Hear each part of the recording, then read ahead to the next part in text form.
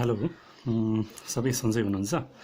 आज म चाहिँ तपाईहरुलाई डेरिभेटिभ कसरी निकाल्ने भनेर सिकाउन जाँदैछु। डेरिभेटिभ निकाल्नका लागि फंक्सन्सहरु दिएको हुन्छ। त्यो फंक्सन्सहरु चाहिँ अल्जेब्रिक हुन सक्छ, ट्रिगोनोमेट्रिक हुन सक्छ, लोगारिथमिक हुन सक्छ अनि एक्सपोनेन्शियल हुन सक्छ।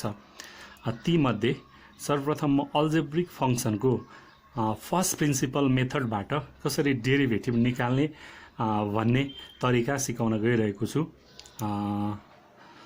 ध्यान दिएर हेर्नु होला। यहाँ मैले एउटा क्वेशन लिएको छु, find from first principle the derivative of x square.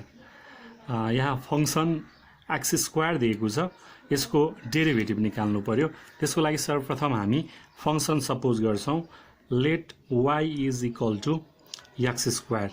यहाँदेखि चाहिँ हामीले सोलुसन गर्न जाँदैछौं, त्यही भएर सोलुसन लेखेर डिनोट गर्न सक्नुहुन्छ। Let y is equal to x square. त्यसपछि हामीले दुईवटा स्मल इन्क्रिमेन्ट्सहरु सपोज गर्छौं, let delta x and delta y be the small increments in x and y respectively। यहाँ हामीले के सपोज गर्यौं भने let delta x and delta y be the small increments in x and y respectively. अब यसपछि हामीले delta x र delta y x र y मा भएको सानो सानो इन्क्रिज भएको भ्यालु भनेर सपोज गरेको हुनाले अब y भ्यालु इन्क्रिज हुने बित्तिकै y प्लस डेल्टा y मा चेन्ज हुन्छ। त्यसपछि x प्लस डेल्टा x मा चेन्ज हुन्छ र त्यहाँ x स्क्वायर दिएकोले माथि x स्क्वायर दिएकोले हामीले x प्लस डेल्टा x को होल स्क्वायर लेख्न सक्छौं।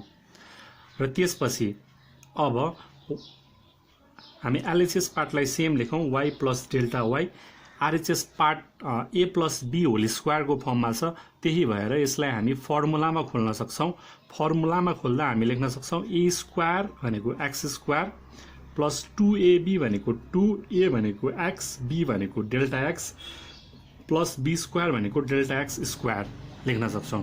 यो कसरी आको भने a प्लस b को होल स्क्वायर भनेको a square plus 2ab plus b square को फर्ममा ओपन गर्दा यो आउने हुन्छ। त्यसपछि अर्को स्टेप हामी डेल्टा y लाई एलएचएस पार्टमै राख्छौं र y लाई हामी आरएचएस साइडमा पठाइदिन्छौं। x square plus 2x delta x हामीसँग छ, 2 into x into delta x हामीसँग छ, प्लस डेल्टा x स्क्वायर पनि छ। हामीले y उता पठाउँदै छौं, y लाई हामीले उता पठाउँदा माइनस y लेख्न सक्छौं।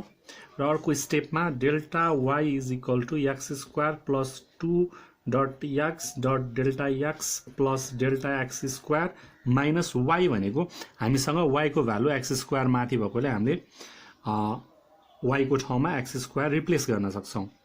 अब यहाँनेर आरएचएस पार्टमा हेर्नुस्, यहाँ x स्क्वायर छ प्लस x स्क्वायर र लास्टमा त्यहाँनेर माइनस x स्क्वायर छ, प्लस र माइनस हामी काट्न सक्छौं। अब त्यसपछि बाँकी भएको पार्ट्सहरु लेखौं।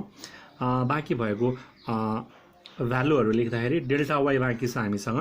त्यसपछि यतापट्टि हामीसँग बाँकी छ 2 into x into delta x plus delta x square. यहाँबाट कमन डेल्टा x लियौं, बाँकी हुन्छ 2 into x plus delta x। Delta x common लिइसकेपछि बाँकी भनेको 2 into x plus delta x बाँकी हुन्छ। त्यसपछि अब हामी दुवैतिर डिभाइड गर्छौं, dividing both sides by delta x। यो चाहिँ डेरिभेटिभ को रुल हो, हामी दुवैतिर डिभाइड गर्छौं डेल्टा x ले। अब दुवैतिर डेल्टा x ले डिभाइड गरिसकेपछि डेल्टा y पनि डेल्टा x ले डिभाइड हुन्छ। यतापट्टि पनि हामीले डेल्टा x ले डिभाइड गर्ने हो भने delta x bracket 2x plus delta x by हामीसँग के हुने भयो डेल्टा x। किनभने दुवैतिर हामीले डेल्टा x ले डिभाइड गरेको। अब आरएचएस साइडमा डेल्टा x र डेल्टा x काट्न सक्छौं। अब बाँकी भएको पार्टमा हामी लिमिट लिन्छौं। डेरिभेटिभ भनेको limiting value of any function as delta x tends to 0 हो। त्यही भएर हामी के लिन्छौं भन्दा यहाँ लिमिट लिन्छौं, taking limit as delta x tends to 0। अब हामी यहाँ दुवैतिर taking limit as delta x tends to 0 यो चाहिँ हामी बोथ साइडमा लिन्छौँ। मैले यहाँ बोथ साइड भनेर मेन्सन नगरे पनि दुवैतिर हामीले लिनुपर्ने हुन्छ। लिमिट लिइसकेपछि अब यसमा limit delta x tends to 0 delta y by delta x is equal to RHS साइडमा पनि limit delta x tends to 0 अनि बाँकी भनेको हामीसँग 2x प्लस डेल्टा एक्स छ। अब त्यसपछि हेर्नु होला यो limiting value of delta x tends to 0 of any function delta y by delta x भनेको नै हामी के लेख्न सक्छौँ dy बाई dx लेख्न सक्छौँ। Delta y by delta x को limiting value as delta x tends to 0 लियो भने त्यसलाई नै हामी के भन्छौँ dy बाई dx ले रिप्रेजेन्ट गर्न सक्छौँ।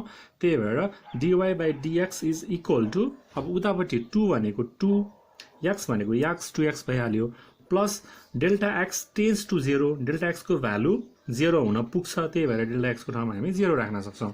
Therefore required derivative is delta y by delta x is equal to 2x। यो नै हाम्रो रिक्वायर्ड चाहिएको डेरिभेटिभ हो। यसलाई हामी एन्सर भनेर लेख्न सक्छौँ। धन्यवाद।